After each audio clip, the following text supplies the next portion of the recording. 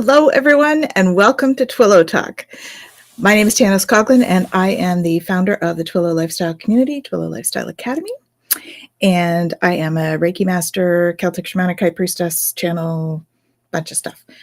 And I am joined today by my beautiful co-host, Jennifer Jurkofsky. Would you like to tell us a little about you, Jen? Hi all, Jennifer Jurkofsky here with Twillow Lifestyle and with my holistic self counseling, registered psychotherapist, certified Canadian counselor, intuitive life coach, a bunch of other stuff, and just happy to be on with you guys tonight. Yeah, we're happy that you're here to join us today, and I am looking forward to sharing with you.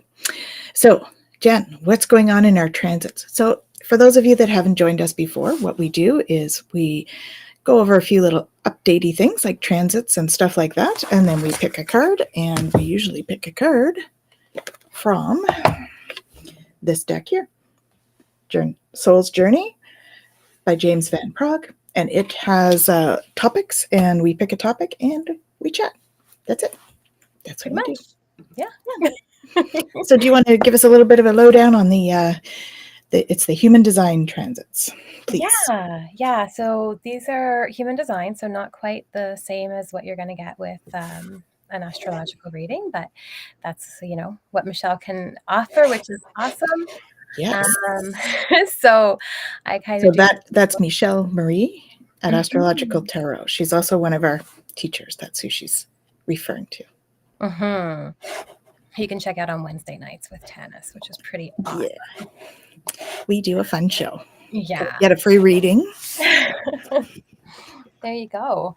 Okay, so right now, well, actually, as of the 28th until the 1st, we moved into Gate 19. So Gate 19 is the gate of wanting. Okay. Yeah, so the energy here, it wants and needs community. It wants unrestricted access. It is going to feel the limitations, right? And it might be picking up on that. And so one of the things that we have to, kind of be mindful of is the sensitivities that arise with this, right? And so I really like in the Gene Keys perspective of it is the idea of going from like codependence to sensitivity to sacrifice. And it's really this idea of coming to terms with our shadow selves, right? And the fears that we hold and the parts of us that kind of symbolize these fears. And then how do we move through them, right? And so when we look at it from a sense of this idea of community, needing community, limitation, lack, all of that kind of stuff, we really want to take a look at what is coming up for me that is causing this sensitivity? What emotions are kind of really triggering right now? And can I kind of tune into what my needs are and express them in a way that can be heard, right, in that community? Right. And can I set my boundaries too, right? Because part of this is also being able to set boundaries. And so, when we kind of embrace these parts of us that maybe feel longing or lacking, can we balance them, one, with understanding that, everything we need is going to be there and is provided for us. And also we need to be able to communicate in order to access that and have those things met, and recognize that, maybe we are just really sensitive right now to having our needs met and this kind of deep emotional kind of ride that we might be on at the moment, and trying to find the beauty in it, not just the fear and all that comes with it. And yeah, I mean, there's a lot of that emotional roller coaster right now, so that's something to consider when you're looking at this stuff, right?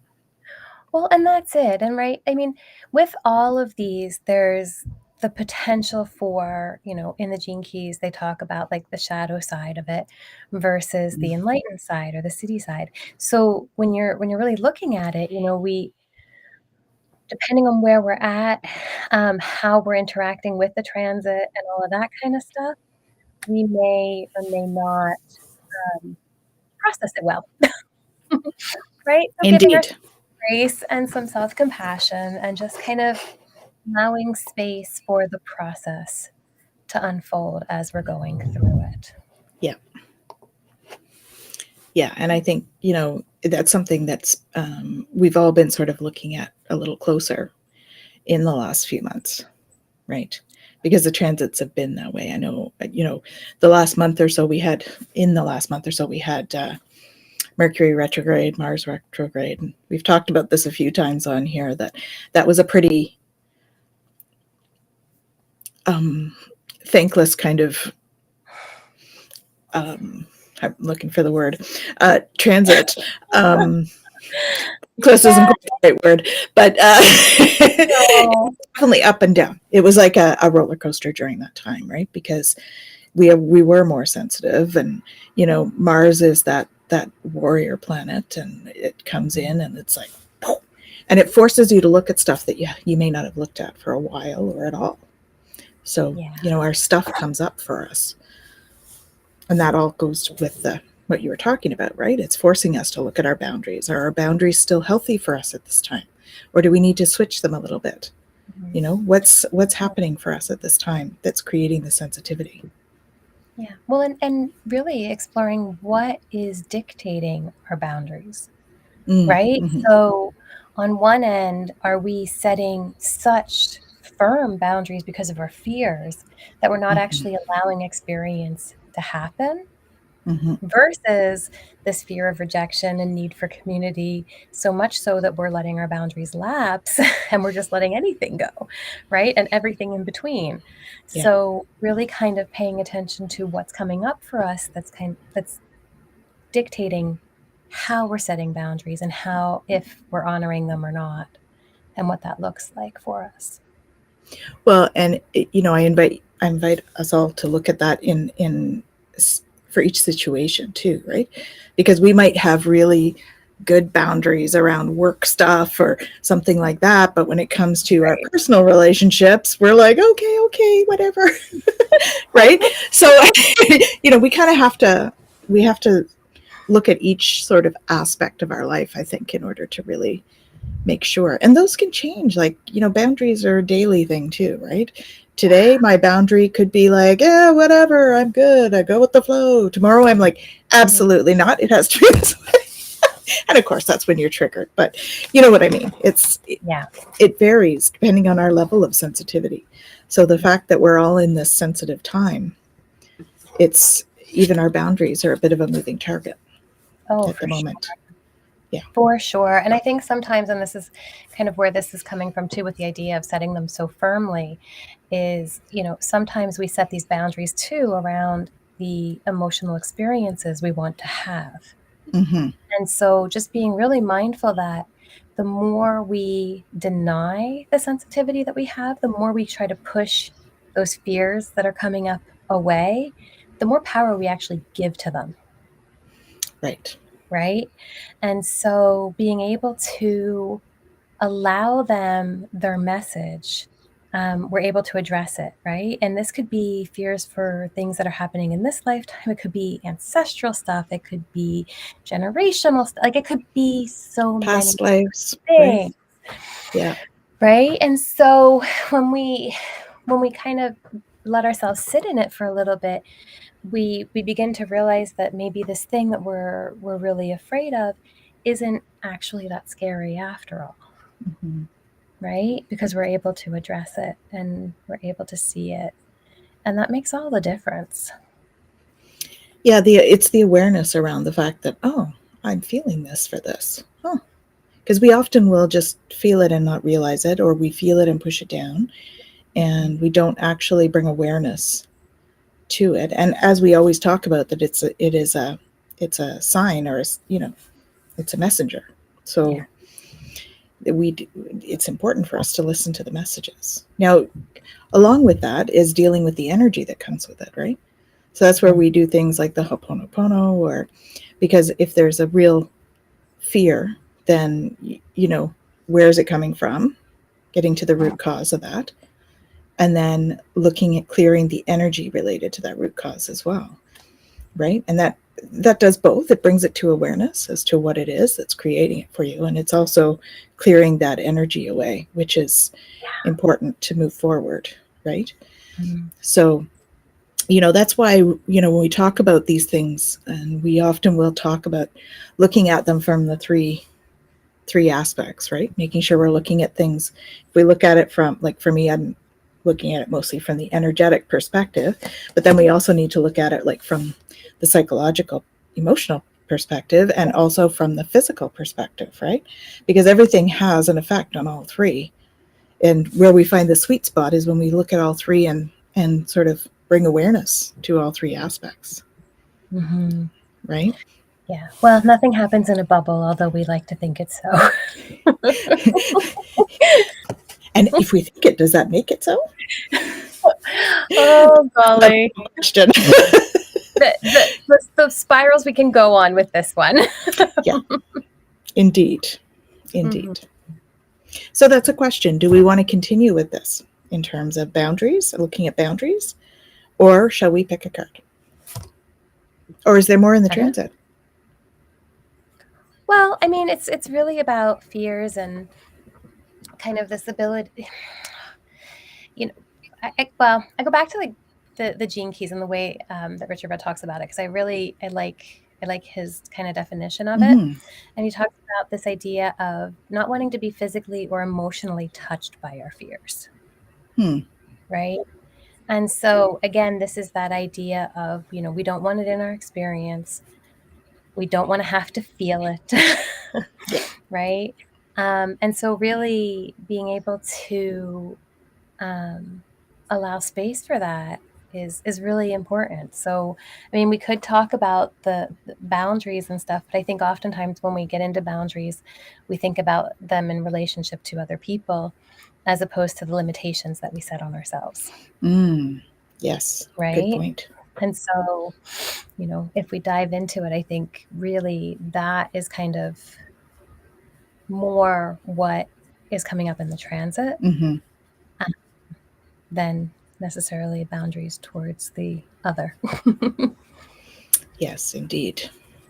I see. But I don't know. What do you guys all want to talk about? Yeah, let's put it out to you guys. Would you like us to pick a card or continue talking about what we're talking about right now? Because we kind of have not picked cards very much this year, because we've ended up with great topics and have continued with that. But we want to do what you guys want us to do. So let us know in the chat what it is that you would like for us to speak about. And maybe while we're doing that, I'm going to pick a couple of cards just as an energy update, and we'll see what it says. What do we need to know for this week? Ooh, guides are talking to us in a big way. Yep. Or maybe that's about us tapping in to what we need to talk about.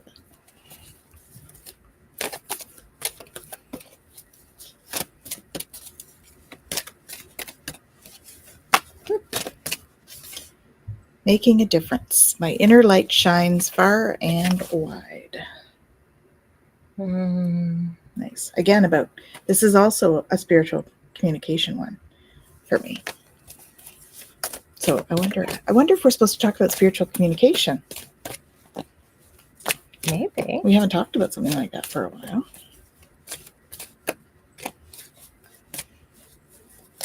We're not getting any feedback from our audience. Well then. So we just need to take action, apparently. Okay. So tap in, Jen. Find out if we're supposed to pick a card or whether we're supposed to talk about spiritual communication.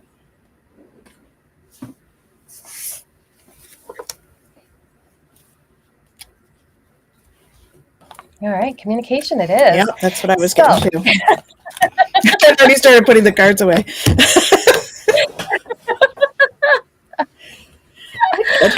Oh, wow.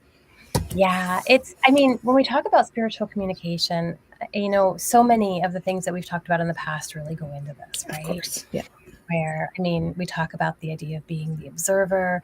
We talk about taking that step back. We talk about meditation and what that is all about. You know, being able to be open, hearing, getting into the clairs. I mean, oh my goodness. Yeah. Do you think, Right? why don't we start with some of the basics that's kind of, you know, so people have a framework for a conversation. Sure. So let's talk about the clairs. Okay. So clairvoyance, clear seeing, clairaudience, clear hearing, claircognizance, clear knowing, clairsentience, clear feeling, clairgustance, clear tasting, clairaudience, clear smelling. Did I miss any? There's like 9, right? I don't even remember all of them. Those are the main ones that I usually work with. But I think there's some that are like subcategories, like the empath is a subcategory, right? The physical empath is like the clairsentient. Well, that's it. Yeah. Yeah, and you know, it's interesting too, because we talk about these and, you know, the clairs and all of that, but really it's about the senses beyond the senses. It is, yeah. So we have like our physical senses, the things that we can like touch or like hear in our range, and then we've got the extra senses. And really what that means is we're just hearing more, seeing more than what our usual range allows, right? Yes. So, but it also means that we're not necessarily, and I say necessarily only because we all fall into this, I know I sure do, but we're not necessarily accepting what these senses are telling us. Yes. Right? In our usual range, you mean? Yeah. Mm-hmm. Right? So I could see something, but I could see something very different. Yes. Right? And so, you know, when we talk about the senses on a very 3D level, they're all part of programming. True. Yeah. And so everything is filtered and everything kind of is interpreted and calculated and all of that kind of stuff. Whereas the clairs, you know, the goal is to not then bring it into the mind and try to filter it. Right. But to just allow the message or the sensation or whatever to bring its message freely. Well, and that's definitely the concept for channeling, right? Channeling, you're allowing that communication to come through without filtering it. It's just, it comes through. And, you know, we often, when we channel, we don't even remember what we've said, you know. And actually a lot of times Jenna and I are channeling on here and we get off and we're like, oh, was it a good show? Because we don't really know. So, I don't know. I have to go back and like look at it again at the beginning, but oh, that was the topic, right? Okay. Yeah, that was it. Yeah. Yeah. So like there's two kinds of channeling too, right? So if we're wondering what channeling is, it's often when we get messages and we directly relay them. So there's mediated channeling. And that's where we're like here and conscious and we're in our body and we're delivering the message, but it's not going through the brain. It kind of bypasses the brain so that we don't make sense of it. We don't even think about what we're saying. It's just coming out. And then there's full trance channel, which you may have seen people like Esther Hicks or Cryon. We have a Dr. John Ryan who does channeling from the Blue-White Collective, Syrian Blue-White Collective. You know, I do some full trance channeling as well, but those are ones that'll be a little more well known. There's tons of them though, believe me. Those are just just a couple. And basically what happens in full trance channel is the person's consciousness like moves out of the way, and then the other consciousness of the other being can access the brain and sort of speak through the body and actually utilize the body. So I don't actually do like the full body trance channeling. I usually, if I'm doing trance channeling, it's like from here up kind of thing they're allowed. The rest of me is my domain. but I allow them to use, you know, and they use our own vocabulary and whatever, because they've got access to whatever the physical body allows them to do. So that's kind of the physical channeling in that sense. You know, I think when we're talking about the other clairs, it's and physical channeling is kind of more of it's a cross between claircognizance and clairaudience mostly, because it's coming in like mostly clairaudience, but comes in and through without any sort of filter. And so it's coming in the way that we can express it in a language that's, you know, understandable, and the vocabulary that we have. So channelers will channel in whatever language they usually speak in. There are times when the channel or the being will actually speak in a different language, and that would be things like light language. Or there are cases of people speaking foreign languages because they can access that and do that. But I think overall, I think those are a little bit more rare in terms of that. The channel has to really allow, you know, more control. It's almost a matter of control. At least that's been my experience. A matter of how much control you give up to the other being that you're allowing, right? And there's a lot of safety things to consider around all of this. So keeping that in mind as well. The channeling is not something you want to do just sort of willy-nilly. So it takes a bit of training, you know, some safety protocols. Spiritual, you know, communication in general, just because not everybody's going to do channeling. No, exactly. But a lot of people have questions about sort of how it works, right? So I thought I would take that into consideration. So that's just an overview. Like, it's not something that I want people to like jump into and start. It's just not a whole on channeling specifically, but it is important, and it is important to understand the dynamics of it. I think maybe, you know, we see it even a little bit similar, and yet maybe have different language for some of it, because when we talk about the parts of the self, right, and the different dimensions and all that the self is on, certain parts of ourselves, different parts, like, you know, we talk about like the different bodies, right, the physical body, the causal body, the mental body, like all of that kind of stuff, right? And so part of us is in the dimensions with ascended masters and all of that. And so when we are channeling, sometimes it's not necessarily, because I know sometimes people go, oh, do we mean taking over?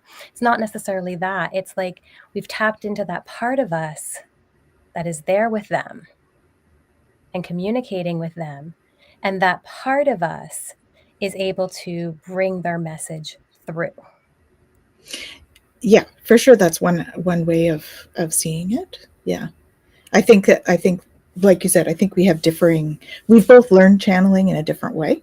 Yeah. You know, there's no right or wrong for this, by the way, folks. We're just, you know, we're just chatting about our experiences, because I think that it's just different ways of tapping into the same thing, right?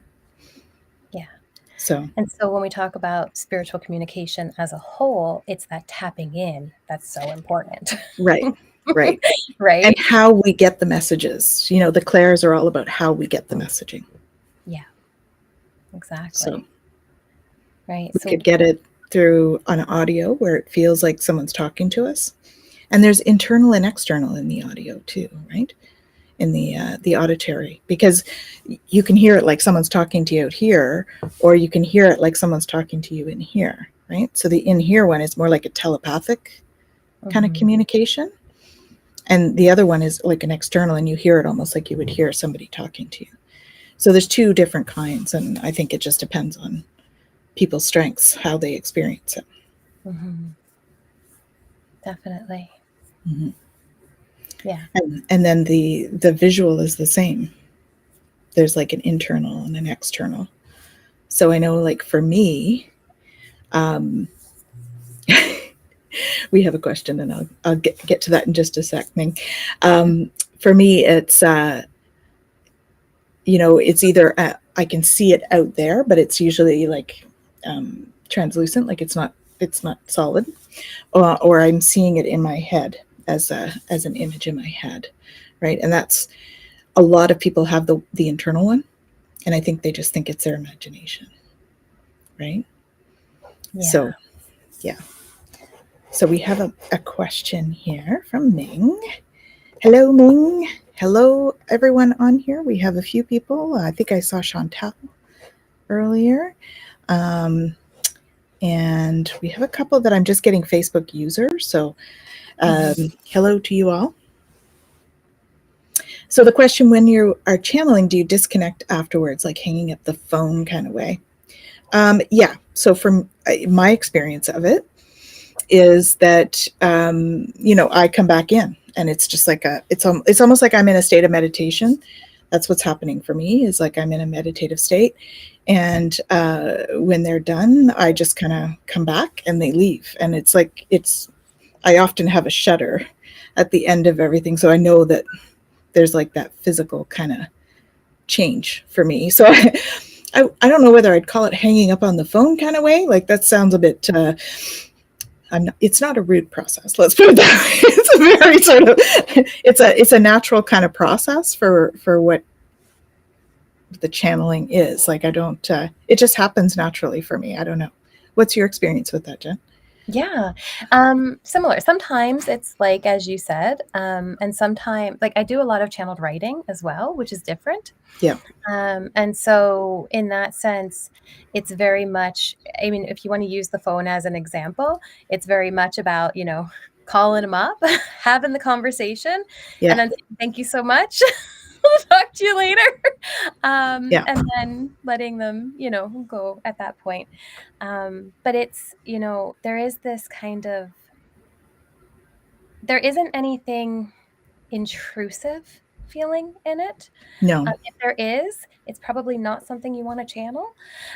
But at the same time, there's this kind of love that comes in that makes this connection. Yeah.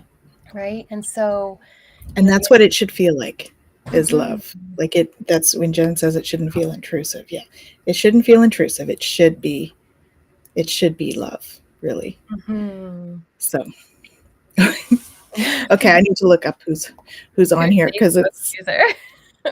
I just have all these Facebook users. I just need to find out who you are There you go. so that I can, Yeah. But yeah, I like Facebook to know who we're user speaking with. at one point too said in songs and nature, most definitely. Shem.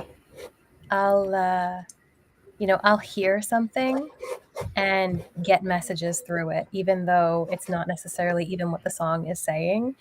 Or walking in nature and getting images or visions of different things, memories, even at times of past life stuff, and all of that kind of stuff comes in, and that's all about that connecting, right, and getting messages from spirit, because we can look at the channeling side of things, and those are very direct messages that are very specific, but then there's also kind of simple messages about day to day and what we need to do, and where we should be going. I mean, I've gotten in the car before and just been like, okay, now where? I've done that. I went to go to a friend's place one day, and I couldn't remember the address, and I kept texting, and he wasn't texting back, and I'm already driving, and I'm like, okay, guys, show me where I'm going. And I ended up like just around the corner from his house. And then I went, that looks familiar. And I turned the corner, I'm like, oh, there he is. Yeah. So that was fun. I guess you've had the similar thing, right? Well, actually, you found your house this way, did you not? I've found most of I found my house, and I found my previous condo that I was living in, both by just looking. Yeah, the condo is probably the most kind of powerful moment for me, because it was really when I fully said, okay, I'm done. My brain can't figure it out. I can't do it on my own. I'm just going to listen. What do you want from me? What do you want me to be doing? Where do you want me? Because I've managed to just mess everything up. Well, we all go through that stuff, right? And And in that moment, I got, get up. And I was like, I don't want to. All right, you said you were surrendered. Fine, I'll get up. I think I have that conversation every morning. Right? Get in the car. It's time. Okay, I'm getting in the car. Okay. Every time I got to an intersection, now where? Now where? Right? Ended up probably about 25 minutes or so from where I had started in an area of town I had not been in before. Had no idea. I was like, what in the world am I doing here? Got pulled over. And I'm sitting there and I'm like, why am I here? And he's like, just look. Okay. Oh, for rent. Huh. Guess I'm supposed to call that, huh? Uh-huh. Okay. Moved in that weekend. Right. Yeah. So, and that was after like months of trying to find a place on my own and not being able to. Right. Yeah. And it was perfect. It was exactly what I needed. And it was ready for me. And yeah, everything about it was right.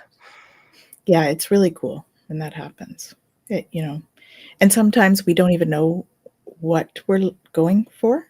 I've had experiences where they've led me to places and I'm like, I have no clue why I'm here. Mm-hmm. And then they just tell me to go home. I'm like, okay. And then after I find out, they tell me that I was there to do some energy work just by being there, right? So when we're light workers, and you don't have to be like a Reiki healer or anything for this, often light workers are here and they just spread their light by being, right? And so I was on my way home from like, I don't know, I think it was an essential oil party or something.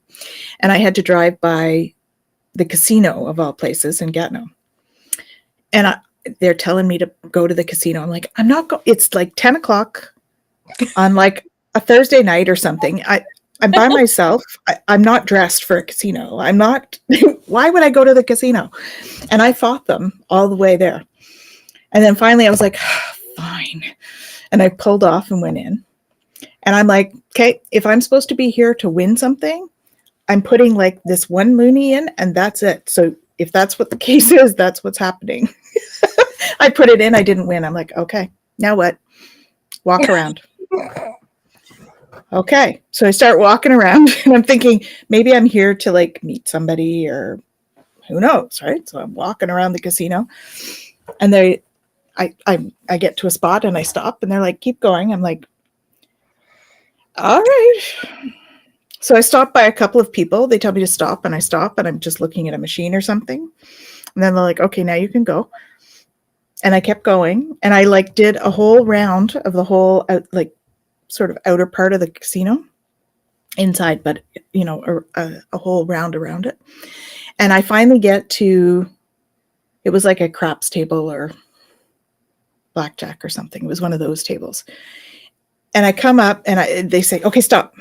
And I'm like, stopped. And I'm going. And I'm standing beside a couple that's playing. And I'm thinking, why am I here? Why am I here? And then all of a sudden, they're like, okay, you can go home now. I'm like, this is a little anticlimactic here, guys. Like, if I'd wanted to go for a walk, I could have done it at a nicer place. So I left. I got back in my car and I went home. And I was like, talk about surrender. All right. All right.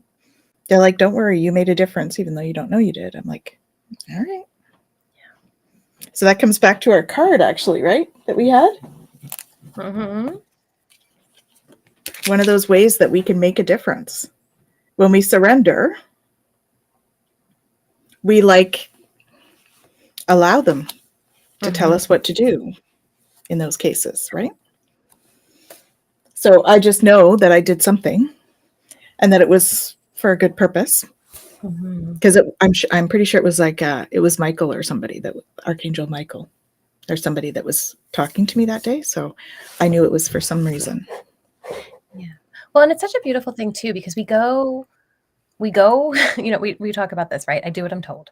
We go places, we do things, and we don't necessarily know why, right? And then on the other end of it, we're told not to go and not to do things or to wait. And you're like, why? Yeah. Right? And we don't always know what the why is. But those times where we do, it's incredible. It is. Right? And the number of times too where it's been, don't go. It's like, okay, waiting. Okay, now go. And realizing the safety that was in the waiting and why it was there. It makes the times where you don't know a little bit easier. That's right. I mean, this is after building trust with them too, right? This is not something I just do. I didn't do this at the beginning of my journey. You have to build the trust with who you're talking to, with your guides and stuff, which that kind of brings us to Ming's next question, which is, do you know who you're channeling? Do they tell you? So this is twofold. For me anyway, my experience is, like Jen said, you feel it. You feel who's coming in when you're channeling. So often, and if it's mediated channeling, I ask and I'm there and do that. When it's full trance, I want to make sure that I'm in my sacred circle and all of this stuff before I even allow any of that stuff. If it's mediated, then I just ask them. Full trance, I just feel into the energy, and sometimes they'll tell me before, and sometimes they tell me during the channeling. But I can tell the difference because of experience. I can tell the difference between who's coming in because I recognize their energy. And if I don't, they're not coming in. Right? So it's kind of like that. I mean, in general terms, it's, I usually try to record my full trance ones. And when I do that, they usually either say, this is Archangel Michael, this is the Elders Council, this is, Commander Ashtar. They will identify themselves either at the beginning or at the end of the transmission, depending. But I have to actually know the energy before I allow. And that's kind of some of the safety protocols and training, right? So that's why you don't sort of jump into full trance channeling. You don't want that to happen. But the mediated stuff, I'll usually just ask and they'll tell me. What about you, Jen? Yeah, it's the same. With the writing, I'll actually ask who I want to talk to come in. Or sometimes I won't. Sometimes I'll just, say, all right, tell me about this. Tell me what I need to know. But most of the time I'll know who it is. Like you, it's a lot of feeling, and it's really important to know the feeling. Not to get into the dark stuff too much, but sometimes things will say there's something that they're not. So really knowing the true feeling of that connection, right? So we talk about, like, again, going back to parts of self, right? We have our higher self part, however you identify that. And that part of us is one with all things. So that part will know the energy of other, because there isn't really other, but that, individualized energy of, and we'll be able to identify that. And so really, when we talk about tapping into source, tapping into our higher self, connecting with spirit guides, it's really about going into the oneness and then from there connecting with an individualized message, if that makes sense. Yeah, and I think the other thing to note is, like, your higher self is with you all the time, right? And so your higher self is there kind of as the guard to make sure. So the higher self is that spiritual aspect of self, right? The sort of the guardian at the door, so to speak. And so that's the other thing that they would know, right? Because they know all of the other aspects of self, all of those other dimensional aspects. They're familiar and part of course.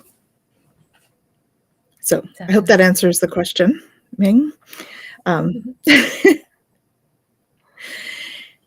What else about spiritual communication? Like the gut feeling. We could talk about that. Yeah. So the fact that we have brain cells in our stomach, in our heart, and in our head. Like we have receptors. They're receptors, not really brain cells, but they're receptors, right? And so we can feel things, and we feel it first in our stomach, which is where the term gut reaction comes from.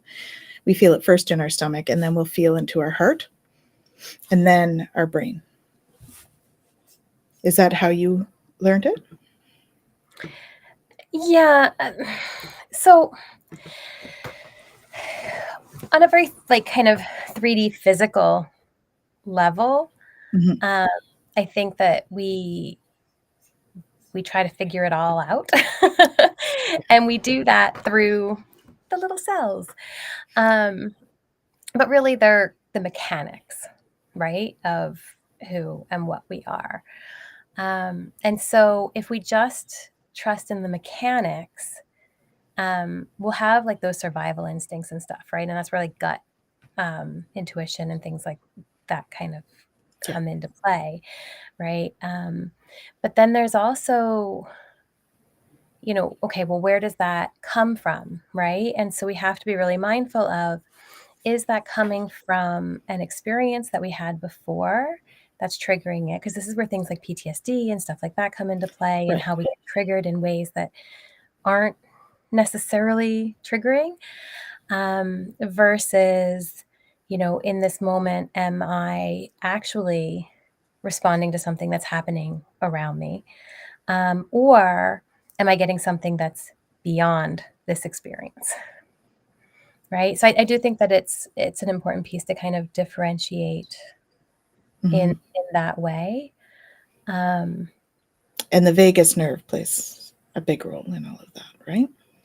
Yeah. I mean, if we're looking at the physical body portion of it, the vagus nerve is huge in how we respond and basically everything that the body does, all of our functions and everything. And so this is where, when we talk about like the autonomic nervous system and things like that, we get into, fight, flight, freeze, fawn as the key kind of words, as opposed to like sympathetic, parasympathetic, dorsal, and ventral vagus and all that kind of stuff. But this is why I asked her. This is her thing, her domain. Yeah, but the idea is, I mean, from looking at it from like a psychotherapy perspective, we talk about window of tolerance, right? And so if we are in a reactive state, we're not within our window anymore. And when we want to get messages, or we want to, understand things beyond the mechanics, we really have to make sure that we're in a place that's receptive. Right. And so this is where, we talk about mind, body, and spirit. We can't just go, I'm a mess, just boom. Right. I mean, sometimes they will come in because we are a mess, and they're like, sweetie, come here. Just come here. You need a hug. Like, you need some love. Come on now. Right. Yeah. But when we're talking about, that the channeling or things like that, we want to make sure that we're a clear conduit. And so we need to take care of the form that we were given that holds the soul and the spirit and the sahu and like everything that is connected and all of that. And so, if we're not bringing ourselves back into that ventral vagal state, that social engagement state, that connected state, we're going to miss gut reactions and intuitive knowings, just because we're not in a receptive place to hear them. Yeah, and that's important, to be able to feel into the body. Like, it's to be able to to acknowledge that we are still in the physical, right? Because that's important. Because sometimes when we're doing a lot of communication stuff, whether it be channeling, whether it be just meditating and tapping in and that sort of thing, we don't ground enough. Yeah, I've been guilty of that. And that's really about being conscious of being in the body, the physical body. Right? And and I just want to clarify too, because that's not to say that in those states you can't ask for guidance, because you most definitely can Yeah. ask for guidance. The problem is that in those states, we don't often ask for Right. guidance, right? We ask for things to be resolved the way we want them to be resolved. Yeah. Or we ask for things in a way that is very specific to the narrative that we're running, as opposed to now what, Right.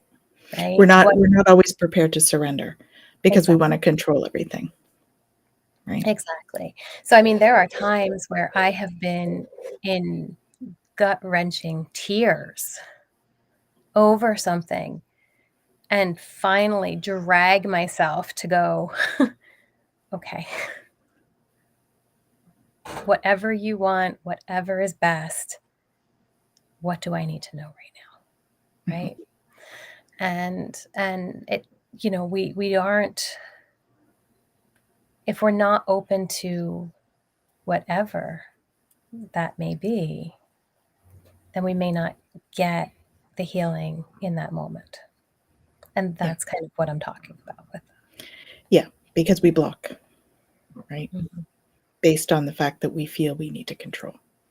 Mhm. So we have a couple more questions here. So we have Betsy. Hello, Betsy. How are you? This is Dorada, but she goes by Betsy. How is it that some go on to become healing guides and others don't? In terms of your spirit guide team, I would say, depends what you mean by healing.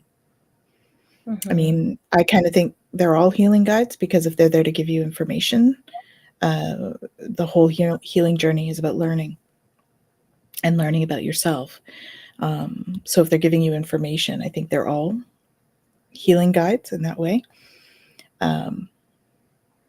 Yeah. I mean, we have to I'm look, not sure if that's the question that you're asking exactly, but I mean, our mind likes semantics.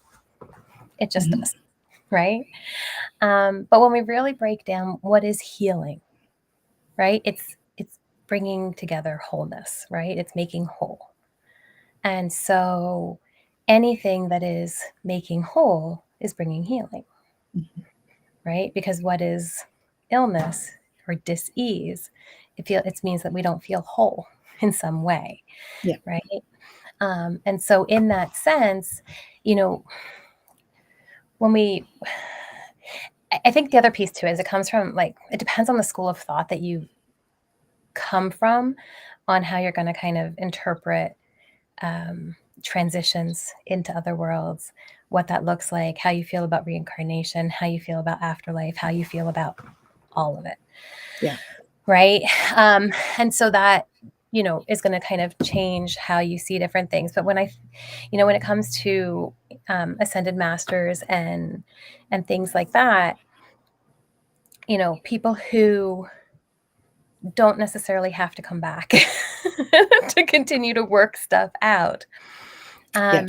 can move into this place where they can be in connection with this world and with all of the worlds, and they have the ability to guide us and to help us on our journey, as we move towards wholeness and connecting again with our higher self, and really being open to the realities that brings, which is not necessarily in line with the realities that we see in the 3D.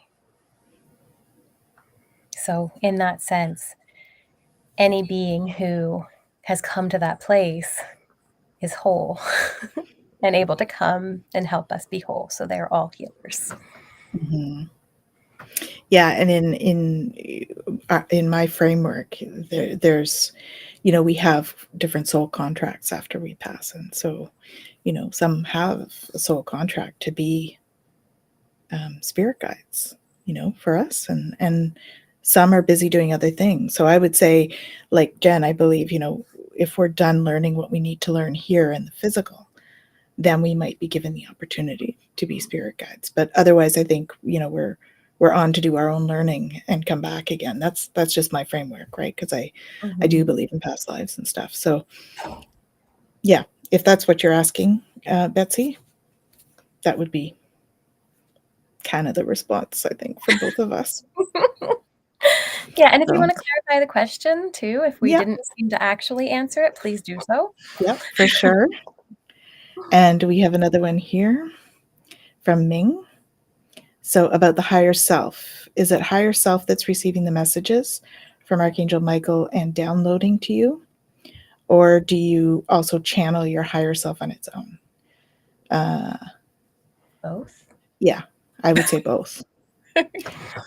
The higher self, how I learned to channel was the higher self was the one that I went and spoke to the higher self, and they went and got the beings and brought them into a sanctuary.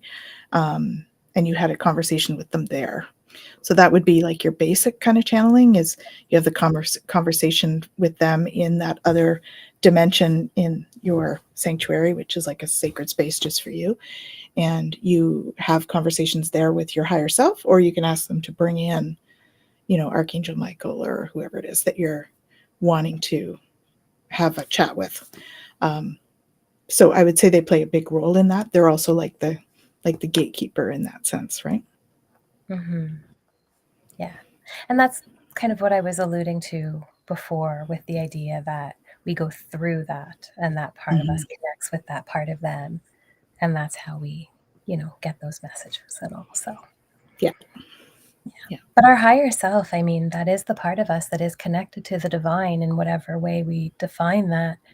And it has innumerous messages for us, right? And that's the part of us that can tap into all of our past lives, all of our experiences, all of the things that we've been through. It also sees and knows and understands all of the different parts of us, right? So when we talk about like the mental body, the emotional body, all of those parts that come in and don't always do well for us.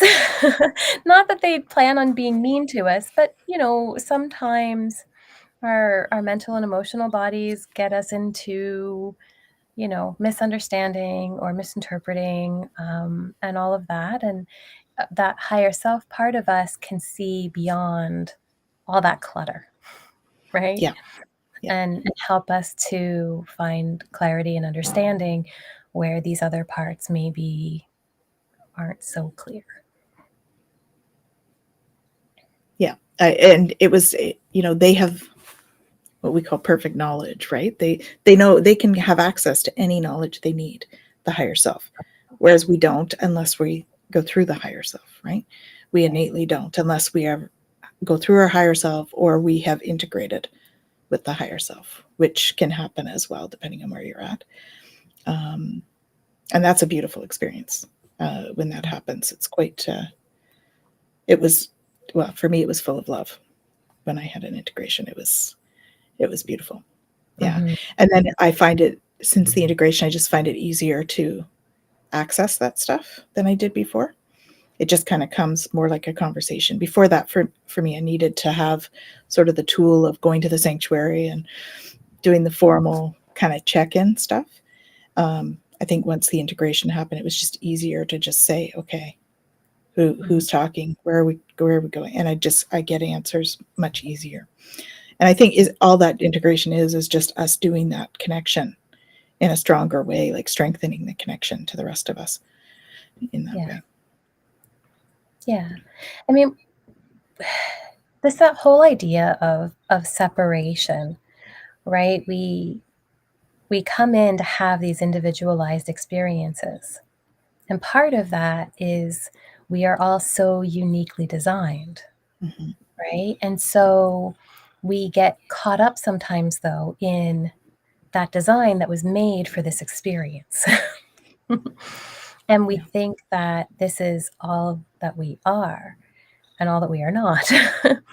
But we have to remember that there is that part of us that is all, right? And that part of us that is all doesn't have the labels, it doesn't have the judgments, it doesn't have any of the things that we carry with us in our day to day, right? And so, as Tanis talks about that pure love, like that's it.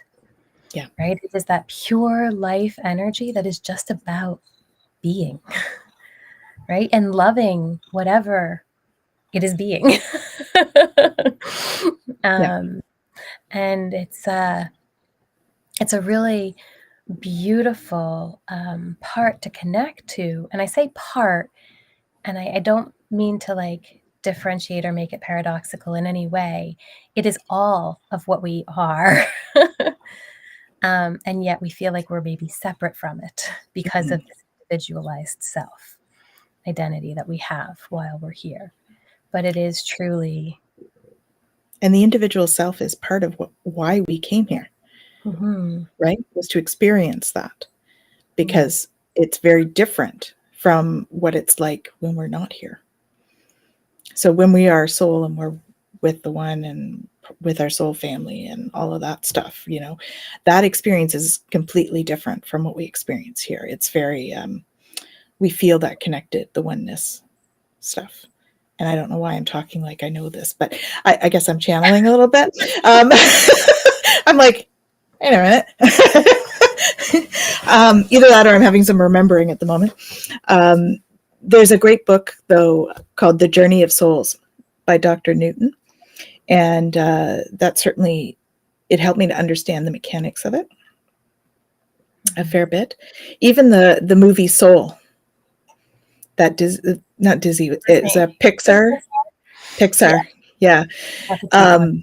That's awesome. If you guys get a chance to see it, it's cool. It is almost how I see it when I see it in my head, because you know I do sometimes. It is much like that from what I remember. You know, that whole, you know, we're separate and the soul leaves the body, and then we travel towards the collective and we become sort of part of that all again. So we're no longer an individuated soul. We're part of the collective.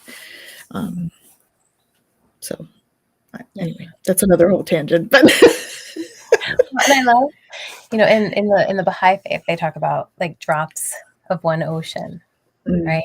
And I love that concept because that's really what it is. We are all the ocean in its entirety, but we are also that individual drop, right? Yeah. And so, you know, we're here to have a unique experience. Yeah. But we're not disconnected from that which we are in the process.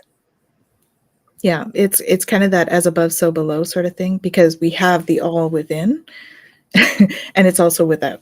So it's like it's everything, you know. Like there is no time or space. This is one of the biggest concepts for me, was trying to wrap my head around there is no time or space, and that this is a now moment. And like it really doesn't matter if something was past or in the future, because it's all happening right now. We're just tapping in and putting our attention on specific moments in time. Yeah. Which is so, it's weird. Let's face it. That's a hard concept for us. We're very linear. We want things to be like. We're very linear for sure. And, you know, when I talk to clients too, and, you know, with mental health stuff and everything else, right? We look at these past experiences that we are not living now, but we recognize how much they impact right now. Right. And so it's not even about the fact that they happened, because we all have stuff that has happened. Yeah. Right. But it's really about how much of all of that am I bringing into my present moment, and how much of all of that am I allowing to dictate this current experience. Right. Right. And now exponentially grow that with past lives, other dimensions, Other timelines, other right?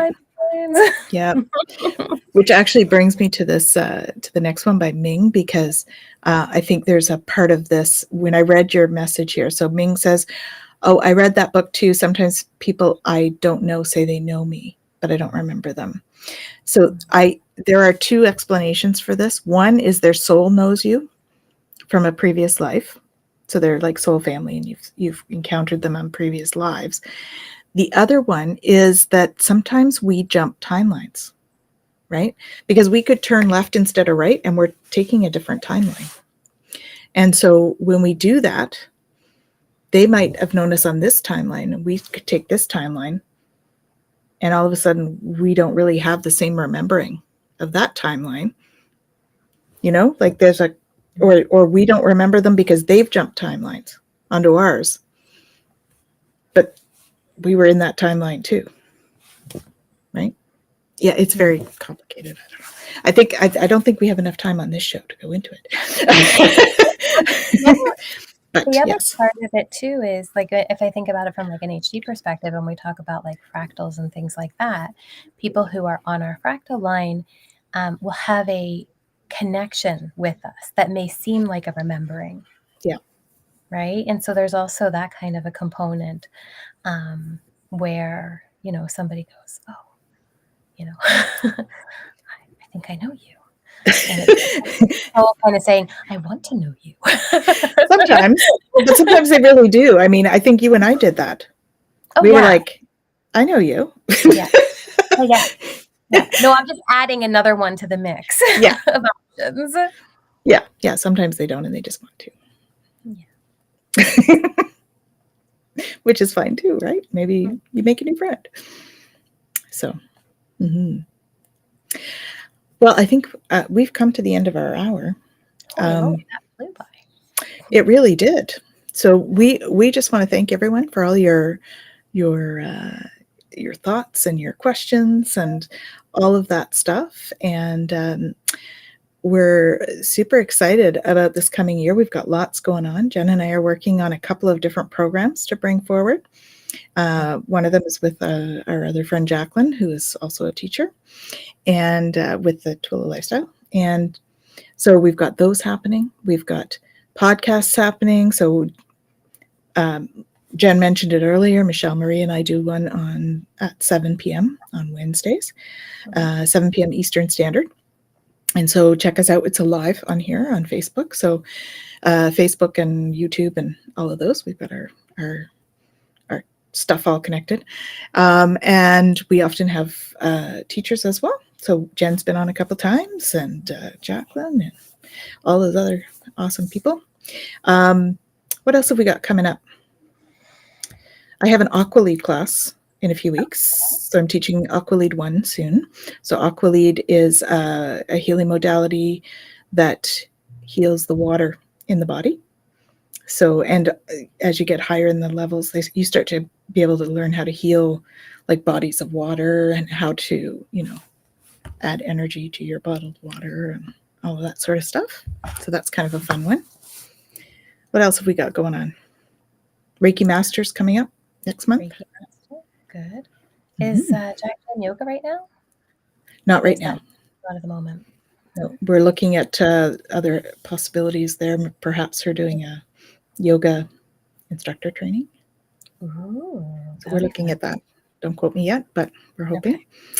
And we have Karen tomorrow doing SRT stuff. So check out the website for that. Yep, and then there's the members. Yeah, there is a Twillow Lifestyle membership on our website. So you get lots of great info and downloads and all that fun stuff. We've got meditations on there and readings, and I believe we've got February up already for readings. And we've got the Vedic one coming. I just have to put it up there. And great price, guys. And so, come and join us, because we really want to share tons of knowledge, and all of the teachers are sort of contributing their stuff as well. So it's it's becoming a beautiful community, which is really what we want to create. So, and we're going to be having some,